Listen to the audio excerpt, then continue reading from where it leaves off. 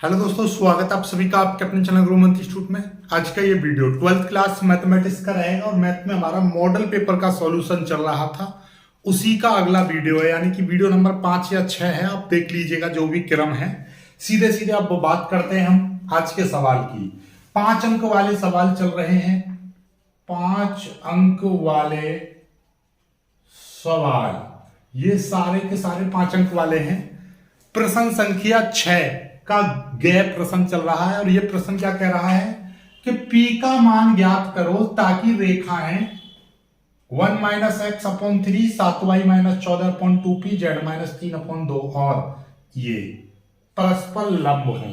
यानी कि ये रेखा आपस में जब लंब हों तो हमको बताओ कि P का मान कितना होगा। सिंपल सी बात है, यदि ये दोनों रेखाएं आपस में लंबवत हैं तो P का मान ज्ञात करो। तो P का मान क्या होगा जब ये दोनों रेखाएं लंबवत होंगी, तो कुल मिलाकर P का मान निकालना। अब ये आप सर इसमें क्या, ये तो बहुत आसान है। आसान नहीं है, क्यों नहीं है? क्योंकि कुछ चीजें देखिएगा, जब ये 5 नंबर में सवाल है तो कुछ तो दिमाग लगाना पड़ेगा। होता क्या है कि यदि कोई x minus A upon L बराबर x minus B upon M x minus C upon N, ये ठीक है। ऐसे ये दो रेखा दे रखी होंगी L1 M1 N1, ऐसी दूसरी में L2 M2, इस तरीके से। तो हम क्या लगाते हैं, दोनों रेखाओं का L1 L2 plus M1 M2 plus N1 N2। यदि लंबवत हैं तो 0 लगा देते हैं। तो आप कहेंगे सर इसमें क्या बात है, ये नीचे वाला ही तो लेना है। ये ऐसा नहीं, ये देखो x माइनस है, इस रूप का होना चाहिए। ये तो 1 माइनस एक्स है, तो हम इन रेखाओं को इस तरह से लिखेंगे कि x आगे आए इधर, सॉरी इधर y, इधर आपका z, इस तरीके से x y z आपका आना चाहिए और वो भी प्लस में, इस तरीके से। तो ये रेखाओं को हमको चेंज करना होता है, यानी कि इसमें x पीछे आगे आए, इसमें 7y है तो यहाँ पे y होना चाहिए, तो 7 कॉमन लेना पड़ेगा, यहाँ पे z है ही है। ऐसे ही यहाँ पे देखिएगा ये आगे करना पड़ेगा उस तरीके से। तो इन रेखाओं को हम कैसे लिख सकते हैं, देखिएगा रेखाओं को इस प्रकार लिखने पर, किस प्रकार लिखेंगे भाई, इसमें से मैं माइनस का कॉमन ले लूं तो ये माइनस का कॉमन ले लूंगा तो चिन्ह बदल जाएंगे। ये माइनस का x प्लस का हो जाएगा और प्लस का 1 है तो वो माइनस का हो जाएगा, यानी कि x माइनस 1, इस तरीके से हो जाएगा। क्यों? माइनस का यदि मैं कॉमन ले लिया इस तरीके से तो इस बात वही है, जो इसके अंदर मल्टीप्लाई कर दूंगा, माइनस का x प्लस का 1 हो जाएगा, या मैं इसको 1 माइनस एक्स लिख सकता हूं। तो कुल मिलाकर बात यह है कि 1 माइनस एक्स को मैं ऐसे लिख सकता हूं, माइनस का कॉमन लेके, ठीक है। इसमें से मैंने माइनस कॉमन ले लिया, नीचे आपका 3 है, ठीक है, बराबर। इसमें से मैं 7 कॉमन ले लूंगा तो यहाँ पे y बचेगा, y और ये माइनस, और यहाँ पे क्या हो जाएगा 2। ओके, नीचे आपका कितना है 2p है, कोई दिक्कत नहीं है, ठीक है, बराबर। इसमें कोई छेड़खानी नहीं करनी है, क्योंकि हमको सिर्फ और सिर्फ किस चीज पर फोकस करना है कि यहाँ पर x आना चाहिए, यहाँ पर y आना चाहिए, यहाँ पे z है, तो फिर कोई दिक्कत ही नहीं है, ठीक है। अब सर इसका क्या करें, ये माइनस का है तो ऊपर लगाओ, तो मैं नीचे लगा दूंगा। ये 7 है तो आपको पता होगा, यदि मैं कहूं 3x अपॉन 4 और यहाँ पे लिख दे रहा हूं 2p अपॉन 7, तो होता क्या है कि इसकी मल्टीप्लाई इसमें होती है और 7 की मल्टीप्लाई ऊपर हो जाएगी, तो क्या हो जाएगा 3x मल्टीप्लाई 7 और नीचे हो जाएगा 4 इंटू 2p, इस तरीके से हो जाता है, नहीं हो जाता। तो कुल मिलाकर बात यह है कि जो नीचे वाली चीज जो होती है वो नीचे मल्टीप्लाई हो जाती है, और ये जो सबसे ऊपर जो होता है वो सबसे नीचे, ये जो नीचे वाला होता है वो सबसे ऊपर मल्टीप्लाई करता है। तो ये वाला ऊपर मल्टीप्लाई कर रहा है तो नीचे भी तो लिखा जा सकता है, जैसे x माइनस 1 अपॉन, इस माइनस को मैं नीचे वाले में लगा दूं, कोई दिक्कत नहीं है। अब ऐसे ये y माइनस 2 अपॉन, इसको मैं 2p अपॉन 7 लिख सकता हूं, क्योंकि 7 ही तो नीचे तो उठ के ऊपर जाता है, जैसे नीचे वाला ही तो ऊपर मल्टीप्लाई करता है, तो वही चीज है। बात समझो, यदि ये ऐसे होता, सपोज दैट यहाँ पर आपका z होता, z अपॉन इस तरीके से, तो 7 की मल्टीप्लाई इस z में हो जाती, तो ये लिखा जाता 7z। तो बात वही है, 7z लिख रहा है तो इसको मैं नीचे पहुंचा तो नीचे का ही तो ऊपर पहुंचता है, इसलिए। और आपको ना समझ में आए तो आप ऐसा समझिए, जो ऊपर जो कॉमन लेते हैं उसको इसके नीचे लिख देते हैं, ठीक है। ये 7 माइनस 3 अपॉन 2, तो अब यहां से पता चल गया आपको, अब यहां पे ये L1 कितना हो गया -3, M1 कितना हो गया 2p/7 और N1 कितना हो गया 2। ये आपका ये वाली जो चीज है ये L1 M1 N1, ठीक है। इस तरीके से ऐसे ही अब इसको सॉल्व कर लो। ऐसे मैं इसको सॉल्व करूंगा। ये वाली रेखा कितनी है, इसमें से मैं पहले क्या करूं, -7 डायरेक्टली कॉमन ले लूंगा, -7 इसमें से डायरेक्टली कॉमन ले लूंगा, तो ये तो प्लस का x बचेगा, यहाँ पे लिख दिया, फिर माइनस का यहाँ पे हो जाएगा 1। इस तरीके से देख लो, नहीं तो ये 7 है, -7 है, ठीक है। इसमें से -7 कॉमन ले लूंगा तो यहाँ पे 1 बचेगा माइनस का, ये प्लस का x हो जाएगा, तो ये x -1 -7 x -1 इस तरीके से आ गया। अपॉन ये है आपका 3p जो कहते रहेगा बराबर, ये y -5 है, कोई दिक्कत नहीं है, इसमें कोई छेड़खानी नहीं करनी है, बराबर ये z यहाँ पे माइनस का कॉमन ले लेंगे तो ये कितना हो जाएगा z -6 हो जाएगा, अपॉन नीचे 5 है। अब ये कितना हो जाएगा x -1 अपॉन ये कितना आ जाएगा 3p अपॉन -7 नीचे पहुंच जाएगा बराबर y -5/1 बराबर z -6 अपॉन -5, ये माइनस नीचे लगा दिया, ठीक है। समझ में आई बात, नहीं आई तो ये आप सीधे सीधे लिख दोगे, ये हो जाएगा आपका L2, ऐसे लिख दो नीचे, L2 बराबर 3p अपॉन -7 M2 1 N2 -5, ठीक है। अब यहां पे क्या कह रहा है कि दोनों रेखाएं परस्पर लंब हों, तो लिख देंगे चूंकि दोनों रेखाएं परस्पर लंब है, मतलब एक दूसरे पर लंब है, इसलिए L1 L2 plus M1 M2 plus N1 N2 = 0 आ जाएगा। अब निकल जाएगा आपका मान। चलिएगा यहाँ पे ये सारी वैल्यू रखिएगा। L1 की वैल्यू कितनी है, L1 की वैल्यू -3 इंटू L2 की वैल्यू कितनी है 3p अपॉन -7 फिर प्लस M1 की वैल्यू कितनी है 2p अपॉन 7 इंटू M2 की वैल्यू 1 फिर प्लस N1 की वैल्यू 2 इंटू इसकी वैल्यू -5 बराबर 0। तो इस माइनस माइनस हो जाएगा प्लस, 3 × 9, तो ये कितना हो जाएगा 9p अपॉन 7 फिर प्लस ये कितना हो जाएगा 2p अपॉन 7 फिर -10, क्या आगे 5 दूनी 10 माइनस का हो जाएगा, ये माइनस माइनस प्लस हो गया बराबर 0। माइनस का 10 उधर चला जाएगा तो ये कितना हो जाएगा 9p upon 7 plus 2p upon 7 बराबर ये हो जाएगा 10। अब यहाँ पे मैं सॉल्व कर दे रहा हूँ इसको, ठीक है। अब यहाँ से तो ये नीचे हम क्या ले लेंगे 7 एलसीएम, इन दोनों का 7 हम इस तरीके से 7 हम एलसीएम ले लेंगे तो ये कितना हो जाएगा 9p प्लस 2p बराबर 10 हो जाएगा। इस तरीके से 9 2 11 है तो ये कितना हो जाएगा 11p अपॉन 7 बराबर 10। 10 की मल्टीप्लाई इधर कर देंगे तो कितना हो जाएगा 10 7 70, 7 की मल्टीप्लाई 10 में कर देंगे 10 7 70, तो p बराबर कितना हो जाएगा 70/11 है। p का मान कितना आ गया 70/11, कितना आ गया 70/11, इधर राइट आंसर। जल्दी से कर लीजिएगा, इतना आपका उत्तर आ गया है ना, एकदम कमाल का ललन टॉप सवाल। बहुत जल्दी करिए फिर आगे बढ़ते हैं, अगले वाले सवाल पर आते हैं। अगला सवाल बहुत ही इंपॉर्टेंट है, ठीक है, चलिए जल्दी से कर लीजिए, ठीक है। चलिए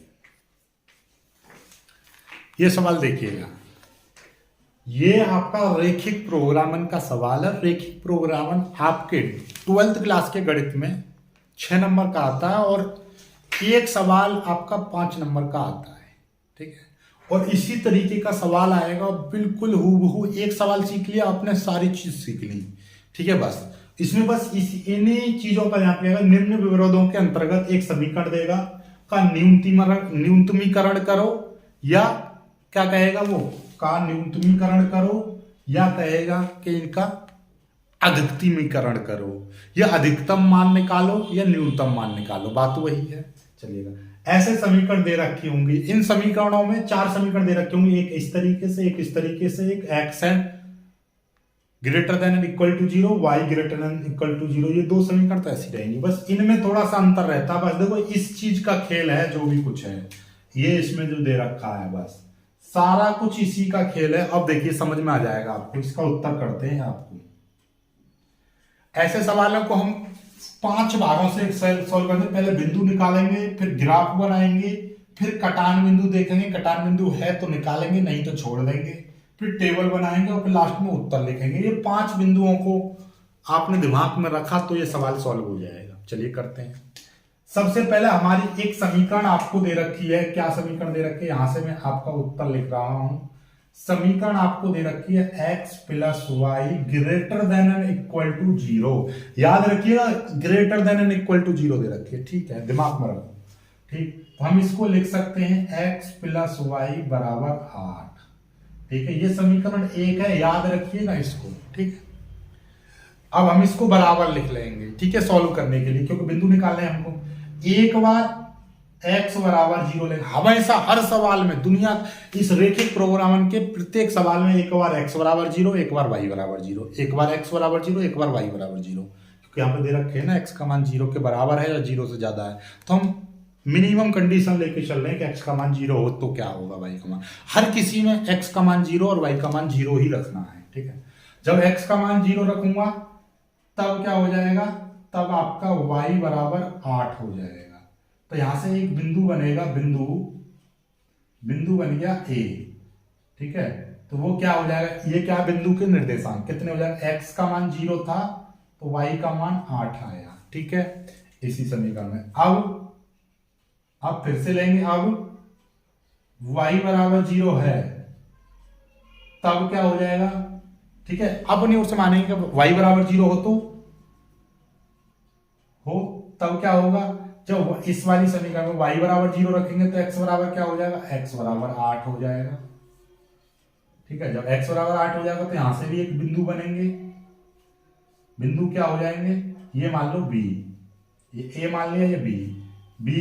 x का मान पहले लिखा जाता है x 8 और y का मान कितना, x का मान 8 कब आया, जब y का मान 0 था। ठीक है, ये चीजें याद है ना आपको। बिंदु कैसे लिखे जाते हैं, पहले 8 लिखा जाता, x वाला लिखा जाता है। ये ऐसा मत सोचना कि सर ने पहले तो ये लिखा था, यहाँ पे ये, अब की बार 0,8 नहीं, यही गलती हो जाती छोटी छोटी। ठीक है, चलिएगा। अब ये एक समीकरण से 2 बिंदु बनेंगे हमेशा। अब दूसरी वाली समीकरण लेंगे। दूसरी समीकरण क्या है, 3x plus 5y less than and equal to 5। ये समीकरण 2 है। ठीक है, कोई दिक्कत नहीं है। ठीक है, चलिएगा। अब हम क्या करेंगे, अब की बार ये हो गया तो हम इसको लिख देंगे 3x प्लस 5y बराबर 15। अब यदि x बराबर 0 है तब x बराबर 0 लेंगे तो पूरा टर्म 0 हो जाएगा, तो ये बचेगा आपका 5y बराबर 15। मैंने क्या बताई थी, हर किसी में x बराबर 0 और y बराबर 0 ही रखना है। तो y का मान कितना हो जाएगा, 5 से ये कट जाएगा, 5 या 15, तो y बराबर आपका 3 आ गया। तो बिंदु क्या बनेंगे, बिंदु C, क्यों A B और ये C। x का मान कितना 0 लेंगे, y का मान कितना आया, 3 आया। ठीक है, एक बिंदु बन गया। यदि अब की बात, यदि y बराबर 0 हो तब, जब y बराबर, अब ये वाला 0 हो जाएगा, y का टर्म ये पूरा 0, तो ये बचेगा 3x बराबर 15। फिर 3 से ये कट जाएगा, 3 पंजे 15, तो x बराबर कितना आ जाएगा, 5 आ जाएगा। तो बिंदु कितने बन जाएंगे, ये देखिएगा, ये यहीं पे लिख दे रहा हूं, बिंदु ये C आ गया, तो आपके बिंदु बन गया D का क्या हो जाएगा, x का मान 5 आया और ये 0, y का मान, x का मान 5 और ये 0। तो एक बार देख ले रहा हूँ, ये दिखाई दे रहा नहीं, दिखाई दे रहा नहीं तो मिटा दूंगा मैं। चलिए, दिखाई दे रहा, ओके, समझ में आया। तो अब देखिएगा, पहली चीज हमारी खत्म हो गई कि हमारे बिंदु निकल आए। अब हमको क्या बनाना है, ग्राफ। अब हमको क्या बनाना है, ग्राफ बनाना है। ऐसा लिख देंगे ग्राफ। ग्राफ कैसे, ग्राफ के लिए हमको क्या करना होगा, इस तरीके से आपको एक ऐसा खींचना होगा, यानी कि एक इस तरीके से हम खींच देंगे, ठीक है। ये आपका मूल बिंदु O हो गया, ये X हो जाएगा, ये आपका Y हो जाएगा, ठीक है। अब आपको क्या है, पहले देखो कि इसमें अधिकतम पॉइंट कौन सा है। इस वाले बिंदु में अधिक 8, इसमें 8, इसमें 5, तो अधिकतम आपका 8 से ऊपर नहीं है। तो बिंदु ऐसे ही बनाने कि उसमें 8 भी आ जाए। तो हम क्या करेंगे, छोटे छोटे ले लेंगे, 1 2 3 4 5 6 7 8, इस तरीके से 1 2 3 4 5 6 7 8, इस तरीके से, ठीक है। यदि यहाँ पे 80 होता तो हम इसको 10 का गैप मान लेते, 10 20 30 40 50, इस तरीके से। 80 तो खींचते नहीं एक एक करके, इस तरीके से 1 2 3 4 5 6 7 8, इस तरीके से 1 2 3 4 5 6 7 8, इस तरीके से, ठीक है। चलिएगा, पहला बिंदु बनाओ। पहला बिंदु, पहला क्या है, ये रहा ए क्या है 0,8, यानी y पे 8 है, y वाले पे 8 है, तो ये बन गया ए बिंदु, ठीक है। और बी बिंदु क्या है, x पर 8, x पे 8, ये बी बिंदु बन गया। इन दोनों को मिला दो, ये बन गया, ठीक है। तो ये समीकरण 1 हो गई, ठीक है, याद रखिएगा, ये समीकरण 1 है, ये वाली, ठीक है। अब दूसरी पर चलेंगे, ये दूसरी वाली समीकरण, ये यानी सी बिंदु 0,3, यानी कि y पे 3 है, y पे 3, ठीक है। क्या है, y पे आपका 3 है, y पे, ये हो गया सी बिंदु, सी। और डी बिंदु क्या है 5, x पर 5, x पे 5, इस तरीके से इसको खींच दिया, ठीक है। चलिएगा, अब ध्यान से समझिएगा, ये जो पहली जो समीकरण थी उससे ये वाली रेखा बनी, और इसका नाम क्या है, इसका नाम ध्यान से समझिएगा, ये पहली वाली जो ये है x plus Y greater than, यानी कि ग्रेटर देन का मतलब बड़ा, ऊपर, ऐसा समझ लो, ऊपर, ये क्या है ऊपर, ठीक है। ऐसा समझ लो, जो ये चिन्ह होगा, इधर का मतलब ऊपर और इधर का मतलब नीचे, ठीक है। तो इस वाले पर ध्यान रखना है, इधर एक्स वाई जिधर आएंगे, एक्स वाई जिधर पहुंचेंगे उधर, तो एक्स वाई इधर है तो मतलब ऊपर की ओर जाएगा। ये वाली समीकरण पहली वाली समीकरण है, तो ग्राफ बनाएंगे तो ये ऊपर की ओर चला गया, इस तरीके से ऊपर,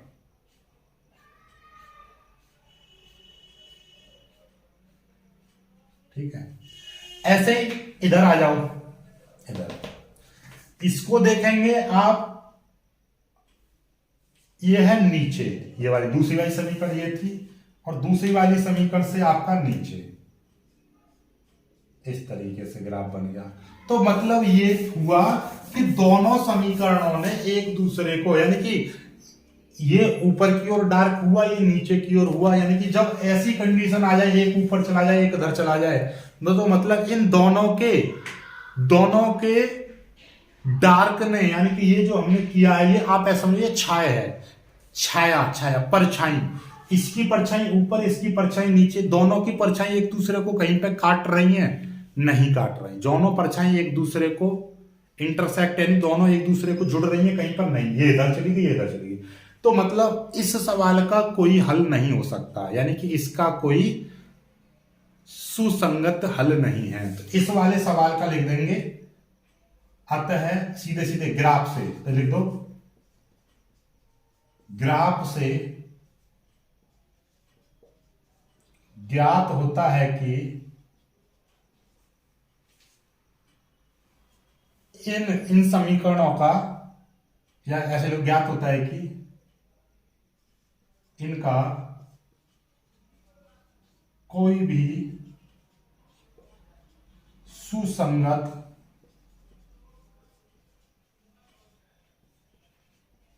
हल नहीं है। ये वाला सवाल तो ये हो गया, इनका कोई सुसंगत हल नहीं है, ठीक है।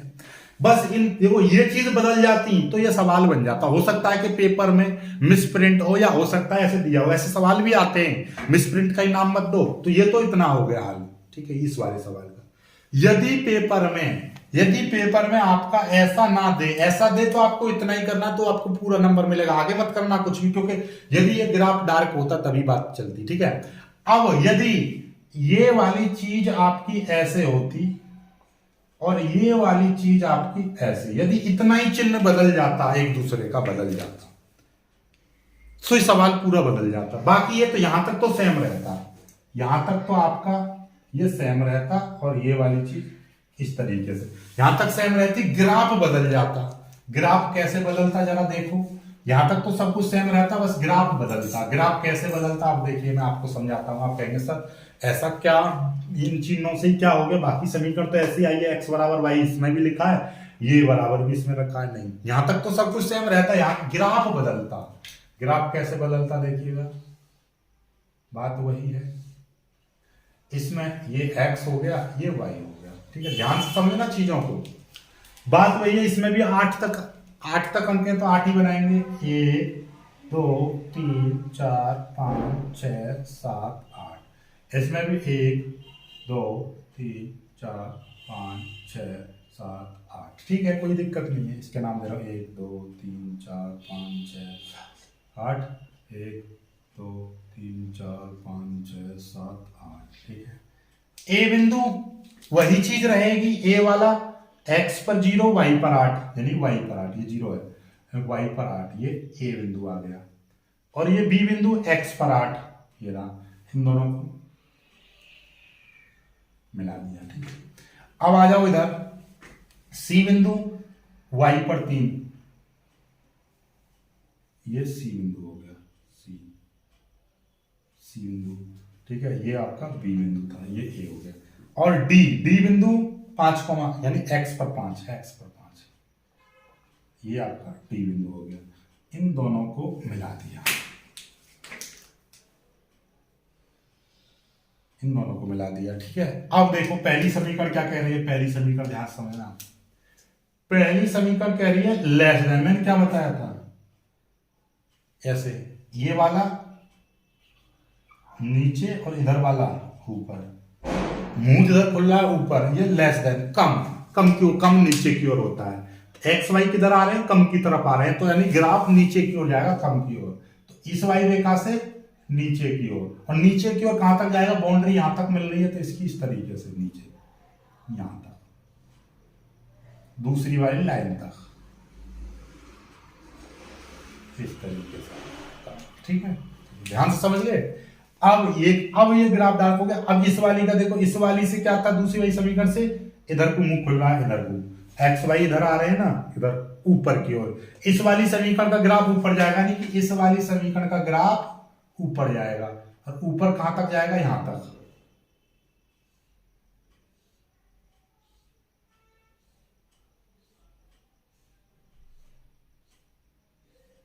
अब ये दोनों ने डार्क कर दिया, तो ये कितना भाग दोनों ने डार्क करा है मिलके, दोनों परछाई ने मिलके कितना डार्क किया है, इतना, दोनों ने कितना डार्क किया है, ये और ये वाला भाग ही तो दोनों ने डार्क किया है, ये वाला, ये है ना, दोनों ने मिलकर यही वाला किया है ना, तो बस इसी, और इनके देखो इनकी बाउंड्री क्या है, सी डी बी ए, ये 4 बिंदु है ना, इन चारों को ही मिला के ये वाला डार्क हो रहा है। तो अब यहां से बनेगी आप तक, इसमें कोई कटान बिंदु है नहीं, क्योंकि ये रेखा यदि ऐसे एक दूसरे को इस तरीके से जाता, ग्राफ ऐसे और ऐसे काट देता, तो फिर देखते कि कौन से को डार्क कर रहा है, इस वाले को कर रहा है तो ये वाले बिंदु लेते और इनका कटान बिंदु भी निकालना पड़ता, लेकिन इसमें ऐसा नहीं बना है तो कटान बिंदु की जरूरत नहीं है, सीधे सीधे टेबल बना देंगे। अब टेबल में भी याद रखिएगा कौन कौन से बिंदु लिए जाएंगे, यहां पर बनाएंगे टेबल। अब क्या बनाएंगे, टेबल, कटान बिंदु इसमें है नहीं तो सीधे सीधे टेबल इस तरीके से बनाने, कौन कौन से बिंदु लेने, टेबल में क्या क्या करना होता है, बस 2 चीज लेनी होती है, एक लेंगे बिंदु और यहां पे लेंगे जेड। कौन सा जेड, इस वाले का क्या बोलता है, ये रहा जेड, क्या है 3x प्लस 2y। और इसमें कौन कौन से बिंदु आएंगे ये आपको कौन बताएगा, ये वाला ग्राफ। ये रहा, इसमें कौन कौन से बिंदु है, एक तो a है, ए क्या था 0,8, एक b, ए और b आ गया, b वाला भी तो लिया जाएगा क्योंकि b तक आ रहा है। b क्या है, b है 8,0। एक c आ रहा है, c ये रहा, b के बाद में d लिख दो, कोई बात नहीं, c d दोनों लिखे जाएंगे। d क्या है 5,0 और एक c, a b c d, ये c, a b d c, c कौन सा है 0,3। इस ऐसा नहीं कि हर बार चारों बिंदु लेंगे, नहीं, यदि कंडीशन अभी समझाऊंगा, पहले इसमें देखो। अब यदि मैं ये देखिएगा z का मान यहाँ पे कितना हो जाएगा, चलो ये तो z का मान ऊपर लिख ही रहा, देखिए जब मैं x की जगह पर 0 रखूंगा और y की जगह पर 8 रखूंगा तो 8 दूनी हो जाएंगे 16, तो z का मान 16 आ जाएगा। यहाँ पर y की जगह पर 0 रखूंगा, ये पूरा टर्म 0 हो जाएगा, और x की जगह पर 8 रखूंगा, 8 दिया, ये हो जाएगा 24। यहाँ पर y की जगह पे यहाँ पे 0 रखूंगा, ये 0 हो जाएगा, और x की जगह 5 रखूंगा, 5 दिया 15, और ये x की जगह पर 0 रखूंगा और इसकी जगह पर y की जगह पर 3 रखूंगा, 3 दूनी 6। अब देख लो इसमें यदि सवाल में कहे न्यूनतमीकरण, तो न्यूनतम मान कौन सा है, कम, सबसे कम कौन सा मान है, न्यूनतम ये है। तो लिखेंगे नीचे कि बिंदु C 0,3 पर z का न्यूनतम मान 6 है। बस यही हो गया न्यूनतमीकरण। यदि कहता अधिकतमीकरण तो लिख देते अधिकतम, ये बिंदु 8,0 पर z का अधिकतम मान 24 है, तो ये अधिकतमीकरण हो गई, ये चीज हो गई। आपके दिमाग में ये ना आनी चाहिए कि ये 4 बिंदु लिए तो ये चारों बिंदु हर बार लिए जाएंगे, नहीं। यदि ये कंडीशन इस तरीके की होती, एक जैसे मान लीजिए मैं कह रहा हूं ये a और ये b, और ऐसे आपका, और ये c और ये वाला d, इस तरीके से, और हमको ये वाला कटान बिंदु है e, तो हम पहले इन दोनों समीकरणों को हल करते और यहां से मैं e का मान निकालता, और फिर मैं यदि ये डार्क हो रहा है तो फिर ये वाले बिंदु नहीं लिए जाते, a b और e, ये 3 बिंदु ही लिए जाते, a b a c e, table में कौन से लिए जाते a c e, बस ये 3 बिंदु लिए जाते हैं, और इन 3 बिंदुओं के मान ही इसमें रख के वैल्यू निकाली जाती है, फिर वही सॉल्व की जाती है। और यदि ऊपर की जगह पे ये वाला टर्म डार्क होता तो फिर ये लिया जाता, ठीक है, या बाय द वे ये नीचे वाला डार्क होता तो ये C E D ये लिया जाता, और इसको O वाले बिंदु को कभी लेते नहीं क्योंकि इस पर तो 0,0 रहता है, तो फिर ये तीनों लेते। आई होप कि आपको ये समझ में आ गया होगा, ठीक है। चलिए फिर आगे सवाल करते हैं। अब एक सवाल है आपका उसका प्रायिकता का सवाल, उसको कर लेते हैं, बहुत ही बेहतरीन तरीके से समझ में आएगा आपको, ठीक है। चलिए प्रायिकता का सवाल कराएंगे कल, क्योंकि ये 2 सवाल आप इनकी प्रैक्टिस करो। एक सवाल और मैं आपको दे दे रहा हूं इसमें, आपका एक प्रैक्टिस के तौर पर दे दे रहा हूं मैं एक सवाल, ठीक है, तो उसकी आप प्रैक्टिस कीजिएगा और फिर मेरे को बताइएगा, ठीक है। चलिएगा एक सवाल मैं आपको दे दे रहा हूं, ये देखिएगा कहाँ पे है, ऐसा ही एक सवाल दूंगा मैं आपको जिससे कि आप उसको,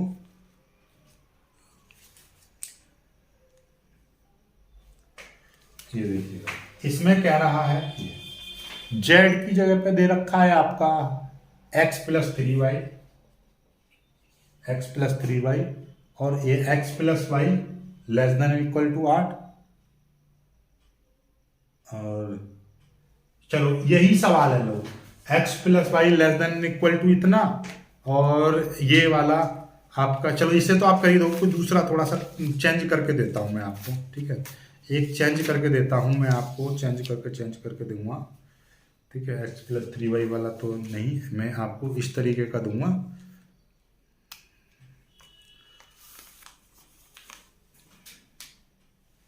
जिसमें आपका कटान बिंदु भी हो, और 10x प्लस 6y, ये लो 10x प्लस 6y, ठीक है, और इसमें आपका ये चीज और बदल दे रहा हूं मैं, सीधे सीधे x plus Y less than into Y bar है, और 2x plus Y greater than equal to 20x, ये अब इसका सॉल्व करना, इसमें कटान बिंदु भी है, ग्राफ भी है पूरा, और इसमें क्या है आपका, इसमें महत्तम मान ज्ञात करना है, यानी कि इसका अधिकतम मान ज्ञात करना है।